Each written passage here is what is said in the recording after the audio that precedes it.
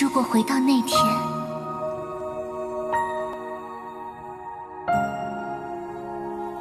我半生坎坷，却多不由我。你跟我走吧。去哪儿？去哪无所谓，天涯海角。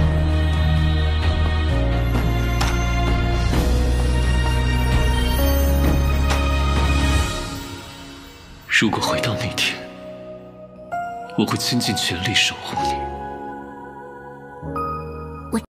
Selamat datang di Narasi ID. Jangan lupa dukung channel ini dengan cara subscribe kawan. Langsung saja ke cerita. Tempat terlarang. Banjir binatang iblis tampak tak terbatas. Ombak dan ombak menabrak dengan gila, dengan setan-setan raksasa itu sebagai kepala panah, dengan kejam menabrak layar cahaya fraksi baik. Layar cahaya goyah dan tampak gemetar, para murid muda mulai terlihat takut. Xiao Yichai mengerutkan kening. Dia tahu bahwa jika mereka tidak mengusir setan-setan raksasa itu, kemungkinan besar situasi akan menjadi tidak terkendali. Xiao Yichai berteriak, memanggil murid-murid sekitarnya dan memimpin untuk menyerang iblis raksasa yang ada di dekatnya. Tepat ketika sosoknya bergerak, embusan angin kencang bertiup dari belakang tiba-tiba, sesosok melintas melewatinya seperti kilat, menuju iblis itu. Xiao Yichai menatap sosok itu dan terkejut sesaat. Meskipun pakaian sosok itu diwarnai merah dengan darah tetapi sosok itu anggun, dingin dan indah, itu adalah Lu Xueqi. Di atas iblis-iblis hitam yang tak terhitung banyaknya dan layar cahaya fraksi baik, Lu Xueqi pergi melawan angin, langsung menuju ke atas, menuju iblis yang beberapa kali lebih besar darinya. Sesosok muncul di sampingnya, itu adalah Zheng Susu, dia yang selalu baik-baik saja dan halus juga berlumuran darah dan tanah. Segera berkata kepada Xiao Yichai, "Xiao Senior Brother, ayo cepat pergi bantu dia." Xiao Yichai dengan cepat mengangguk dan bergegas. Iblis raksasa yang mereka tuju, adalah ular iblis bertulang putih yang pernah muncul di perbatasan selatan Seven Mile Cave milik suku Miao. Di bawah awan gelap, kerangkanya dilemparkan dengan warna pucat aneh dan 3 pasang sayap berwarna cerah terhubung, langsung pada tulangnya, kocok tanpa henti, tampak lebih aneh. Saat ini, ular melilit hampir 3 zang, tubuh besar ke atas, mengepakkan sayap di belakang, lidahnya terus-menerus menjilat, memancarkan gas udara hitam, menatap layar cahaya. Setiap kali kepala raksasanya menyapu, segera beberapa murid fraksi baik yang sedikit lebih terampil, meninggal karena kekerasan, entah digigit mati oleh mulut besar atau diracuni oleh gas beracun hitam, binasa ketika racun mencapai hati mereka. Ular berperawakan putih membunuh banyak orang secara berurutan. Melihat murid-murid fraksi baik berhamburan sebelum itu, mulutnya yang raksasa membuka dan menutup, meskipun tidak ada yang tahu ekspresinya dari wajahnya yang tanpa daging, tetapi ternyata itu sangat menghina. Dan tepat ketika itu berada di puncak penghinaannya, sebuah bayangan putih tiba-tiba melintas di depannya, tampaknya ada teriakan cahaya, suara jernih dingin, seorang wanita cantik muncul dari udara tipis, pedang langit biru di tangannya berkedip-kedip dengan cahaya yang cemerlang, jatuh dari udara. Raungan terdengar dari kerangka ular putih bertulang, itu tidak memiliki niat sedikit pun untuk menghindari, mengabaikan bahwa pedang langit tianya, itu membuka mulut raksasa, mengungkapkan 2 taring raksasa menakutkan, menggigit ke arah Lu Xueqi. Taring yang lebih besar dari manusia berkilauan dengan cahaya putih dingin, turun dari langit, Lu Xueqi menghadap pemandangan mengerikan itu, ekspresi wajahnya tidak berubah, mengabaikan ular iblis itu, cahaya surgawi tianya bersinar lebih terang, mengisi ke langit, diselimut gas hitam, seperti teriakan Phoenix di Nine Heavens, seketika itu memotong gas hitam, membelah awan gelap, sebelum ular iblis bisa bereaksi, menebang 3 ci di bawah kepala ular bertulang putih. Suara dalam, rendah, dan teredam tampaknya memancarkan dari dalam tubuhnya, awalnya itu adalah suara rendah yang dalam sekejap itu tampaknya menjadi auman binatang buas. Ular iblis bertulang putih itu tertegun sesaat, menghentikan serangannya untuk sesaat, melihat ke bawah dan melihat tulang dadanya di mana tianya telah menabrak, retakan samar tiba-tiba muncul, tumbuh lebih besar dengan cepat, saat berikutnya. Terdengar bunyi ledakan berderak yang terdengar, tulang hancur berhamburan. Tianya Celestial Sword adalah senjata surgawi 9 surga, meskipun itu adalah hewan jahat yang tak tertandingi, itu juga terluka oleh pedang tianya. Ular iblis membuat tangisan liar yang menghancurkan bumi. 2 bola api seperti api yang tidak wajar tiba-tiba meletus dari rongganya yang sangat cekung, jelas sangat marah, segera mengabaikan orang-orang yang lain, menggelengkan kepalanya yang besar, menerjang lurus ke arah Lu Sueki. Dan pada saat ini, Xiao Yichai, Zheng Susudel sudah tiba, berteriak serempak, senjata magis mereka terbang pada saat yang sama, dengan pedang langit tiannya Lu Sueki memblokir pukulan yang sekuat petir.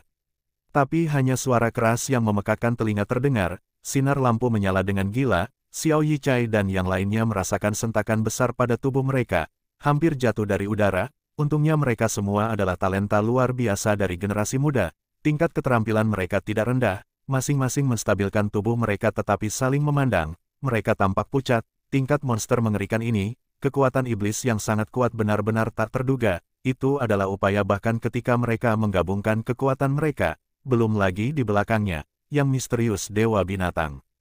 Meskipun mereka mengusir ular itu tetapi orang-orang itu tidak bisa dianggap enteng, tidak satu pun dari senjata mereka yang biasa-biasa saja, beberapa lampu biru, putih, kuning melonjak, mendarat dengan keras di tengkorak ular, satu bahkan meretakkan sepotong kecil tulang. Ular iblis itu kembali meraung, api yang tidak wajar di matanya melonjak, hampir tanpa ada waktu untuk beristirahat, sekali lagi diserang dengan gila, jelas membenci kelompok orang ini. Xiao Yichai, Lu Sueki, Zheng Susu semua terbang, serangan ular iblis itu terlalu ganas, dalam hal apapun mereka tidak bisa memblokirnya dan mengikuti serangan mulut raksasa, gas beracun hitam tebal keluar, perasaan mual bahkan dari jauh, tanpa pilihan, kelompok dengan refleks lincah mereka, mengelilingi ular besar ini dan mulai mengepungnya. Di tempat kejadian, ada total 6 binatang raksasa tapi setelah kepanikan awal, dengan para murid elit yang dipimpin oleh Xiao Yichai, mulai dari beberapa orang hingga beberapa orang, mengandung binatang-binatang ini, meskipun iblis itu kuat dan tidak hanya mereka tidak mampu mendapatkan kemenangan, itu menyebabkan tekanan pada mereka tetapi akhirnya mereka mengendalikan situasi. Layar cahaya sekali lagi mulai menjadi kuat. Di luar Crystal Hall, Pendeta Daoxuan dan yang lainnya tampak serius, alis mereka mengerutkan kening, pertempuran semakin sengit, tidak ada yang tahu berapa banyak jumlah makhluk hidup dalam angin dan hujan yang berbau darah, yang langsung kehilangan nyawa mereka.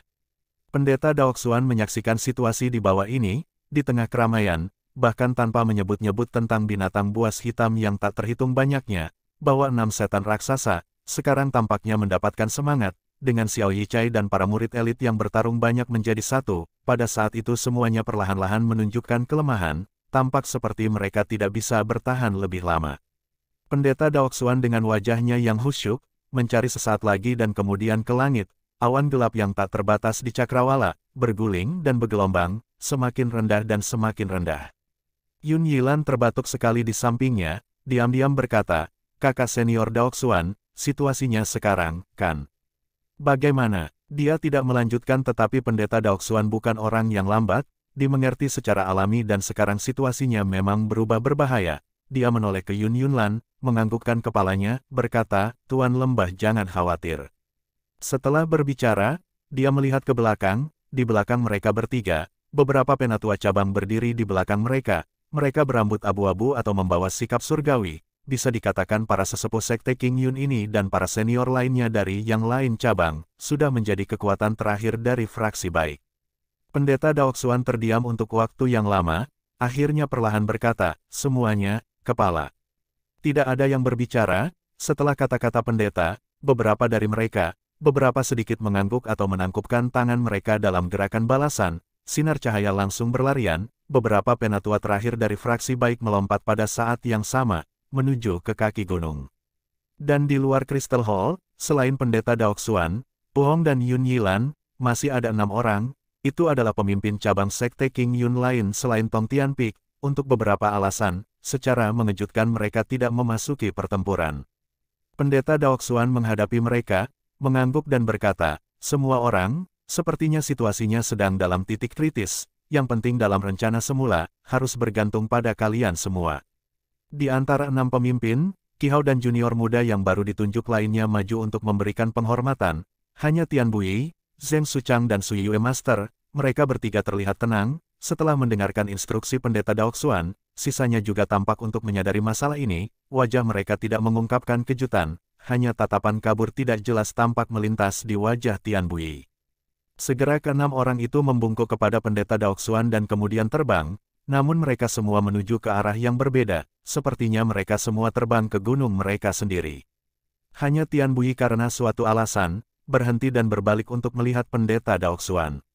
Pendeta Daoxuan terkejut, berkata, "Tian Junior Brother, ada apa?" Tian Bui ragu-ragu sejenak, merendahkan suaranya, berkata, "Kakak senior sekte kepala, setelah segel rahasia surga dibuka, energi setan pedang kuno Zuxian akan meningkat pesat. Serangan kekuatan adalah kekuatan yang mustahil, Anda harus berhati-hatilah, jangan kehilangan integritas Anda." Pendeta Daoxuan terdiam sesaat, tampak serius, menganggukkan kepalanya dan berkata, "Tian Junior Brother, kami sudah saling kenal selama bertahun-tahun, saya tahu apa yang Anda maksud. Jangan khawatir, bahkan jika ada insiden, untuk orang awam, aku juga tidak terlalu peduli." Otot-otot wajah Tian Bui berkedut tetapi pada akhirnya tidak mengatakan apa-apa lagi. Ia memandang wajah Pendeta Daoxuan, mengangguk, mengguncang lengan bajunya, lampu kuning merah menyala, mendukungnya dan terbang ke atas langit, menuju ke lembah bambu besar. Suara pertempuran yang intens terdengar tidak jelas dari gunung di depan, sampai mencapai bagian belakang Tongtian Peak. Itu sudah tidak terdengar, kabut samar tersebar, burung-burung pingsan menangis. Tempat ini seperti dunia lain. Persis seperti itu, di tempat yang tenang ini, masih ada bayangan kilatan pedang, pertempuran rahasia berdarah. Pedang pembunuh naga hijau gelap yang berkilauan dengan cahaya redup, tubuh pedang itu tampaknya juga bergetar, seolah-olah sedang berduka. Orang tua itu kehilangan nyawanya, diam-diam berbaring di tanah, kepalanya terbaring miring. Berlutut di sampingnya, wajah Lin Jingyu adalah merah yang menakutkan, sepasang mata berubah dengan warna kemarahan yang berbeda, mengepalkan giginya dengan erat, meskipun dia masih tetapi dalam keheningan, tidak jelas ada beberapa kegilaan. Dalam bayang-bayang hutan, mergos hitam masih ada di sana, seperti roh mengawasi Lin Jingyu dari belakang, matanya dari Wan Jianyi yang jatuh ke Lin Jingyu dan pada akhirnya, pada pedang pembunuh naga itu. Kemudian, dia tiba-tiba sepertinya mengingat sesuatu, menoleh dan melihat ke arah kemana gua bulan ilusi berada. Jalan itu, dingin dan sepi, menyendiri membentang di depan, tidak ada satupun gerakan yang terlihat. Di bawah tabir hitam, tidak ada yang bisa melihat ekspresi mergos. Pikiran Lin Jingyu saat ini berantakan, pembunuhan Wan Jianyi yang tiba-tiba, membuatnya jatuh dalam kondisi pikiran yang nyaris gila. Sejak pergolakan di King Yun 10 tahun yang lalu, guru pembimbingnya, Tao Changsong mengkhianati King Yun, kemunculan Wan Jianyi yang tiba-tiba, luasnya pengetahuan dan sikapnya, semuanya menjadi orang yang dihormati Lin Jingyu. Selama 10 tahun, dia berlatih keras di bawah bimbingan Wan Jianyi. Di dalam hatinya dia sudah menganggap lelaki tua yang penuh teka-teki ini sebagai guru dan ayahnya, sangat menghormatinya. Dan pada saat ini, orang yang paling dia hormati telah menjadi mayat, terbaring di depannya, dan dia bahkan tidak tahu siapa pembunuhnya, apalagi untuk membalas dendam padanya. Kesedihan, rasa sakit dan keputusasaan, gelisah karakter Lin Jingyu yang agak cepat marah, membuatnya tampak seolah-olah dia lebih dekat dan lebih dekat dengan kegilaan. Pada saat ini, tiba-tiba dari hutan di belakang, sebuah suara terdengar. Lin Jingyu terkejut, memutar tubuhnya, melihat gerakan di hutan, sesosok tiba-tiba muncul dan kemudian dengan cepat, seperti kilat, berlari keluar. Kecepatannya mencengangkan, dengan tingkat keterampilan Lin Jingyu, bahkan dia hanya bisa melihat bayangan kabur. Di waktu dan tempat ini, kemunculan tiba-tiba dari sosok misterius ini, apa artinya? Tubuh Lin Jingyu bereaksi lebih cepat daripada otaknya, hampir pada saat yang sama, dia mengambil pedangnya, secepat angin dan secepat kilat, dia tidak mempertimbangkan sekalipun jika orang ini benar-benar pembunuh dan dengan tingkat keterampilannya untuk bisa membunuh Wan Jianyi, betapa menakutkannya orang ini. Dalam hati Lin Jingyu sekarang, selain balas dendam dia tidak punya pikiran lain. Dan 10 tahun yang diajarkan Wan Jianyi kepadanya, pedang pembunuh naga selalu bergerak maju dengan berani, mundur bahkan bukan pilihan, seperti hidup mereka. Bayangan hitam itu sangat cepat, itu sudah meninggalkan pendiri Ancestral Hall, berhenti sebentar di persimpangan 3 arah, dengan suara "Sou" menuju ke gua bulan ilusi. Lin Jingyu segera mengejar, matanya tampak seolah-olah api akan dihembuskan, melihat sosok yang tidak jelas, dia bahkan tidak merenungkan, sosoknya seperti kilat, langsung memasuki jalan kecil yang dilarang untuk murid King Yun, ke arah-arah gua. Angin sepoi-sepoi gunung berhembus, dahan-dahan lembut bergetar, membuat suara gemerisik, segera tempat itu menjadi sunyi, hanya lelaki tua yang sunyi itu, berbaring dengan tenang di tanah, memandangi awan dan langit, diam-diam lewat. Meskipun Lin Jingyu menggunakan semua kekuatannya tetapi dia masih tidak bisa mengejar ketinggalan dengan angka itu. Dua baris pohon di samping jalan melesat melewati tetapi sosok di depan masih samar-samar tidak bisa dipahami. Kemarahan awal Lin Jingyu telah sedikit surut dan dia tidak bisa membantu tetapi diam-diam merasa khawatir. Tingkat keterampilan sosok misterius itu, dia bisa membayangkannya tetapi meskipun begitu, Lin Jingyu masih tidak memperlambat sedikit pun, masih menggunakan semua upayanya untuk mengejar. Hanya saja di sudut depan, sosok yang tidak jelas itu tiba-tiba melesat maju, masuk ke dalam jalan buntu topografi gunung, menghilang di depan mata. Lin Jingyu cemas dan marah, ia menggunakan semua kekuatannya, seluruh tubuhnya seperti panah meninggalkan busur, kencang dan kencang, suara dan terbang lurus ke depan, karena kecepatan dan kekuatan, suara siulan yang tajam adalah dengar. Ketika dia mencapai sudut itu, meskipun hanya sesaat kemudian, bayangan hitam itu sudah menghilang, yang dihadirkan di depannya adalah sebuah gua biasa, 4 karakter yang terukir di pintu masuk gua bulan ilusi. Lin Jingyu kaget, menghentikan langkahnya.